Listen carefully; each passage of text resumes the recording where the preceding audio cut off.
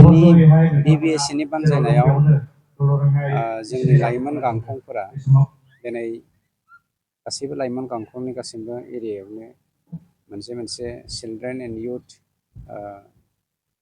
Development programme बानायदों। बे central and youth development प्रग्रामनि गेजेरजों जोंनि बर' ख्रिस्टियानफोरा साफ्रोमबो ख्रिस्टियान जोहोलाव आरो उन्दैसा गथ'साफोरखौ स्पेसियेलि बिब्लिकेल टिचिं आरो मरेल टिचिंखौ होनाय जायो। आरो बे बिब्लिकेल टिचिं आरो मरेल टिचिंनि गेजेरजों समाज बेबस्था, रांखान्थि बेबस्था आरो गावनि जिउ खांनाय बेफोरखौ आब्रुथि गोनाङै माबोरै जिउ खांनांगौ बेफोरखौ फोरोंनाय जायो। आरो बे हाबाफारियाव बाहागो लाफानो मोननानै आं गावखौनो गोजोननाय मोनदों आरो धन्य मोनदों। खायसे धोरोमफ्राव बेबायदि हाबाफारि खुंनायखौ नुनो मोनासै। बयहाबो धोरोमा गावबा गाव मोनसे नेमखान्थि दङ। बे नेमखान्थि बायदि खामानि मावलाङो। स्पेसियेलि ख्रिस्टियान समाजाव मरेल टिचिंखौ खोब स्ट्रंलि मोनसे एजेन्डा हिसाबै लानाय जायो।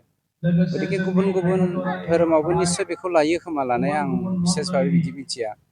अब्लाबो मरेल टिचिंआ जोंनि धोरोम बेबस्थानि गेजेरजों थानांगौ बेखौ आं लुबैयो।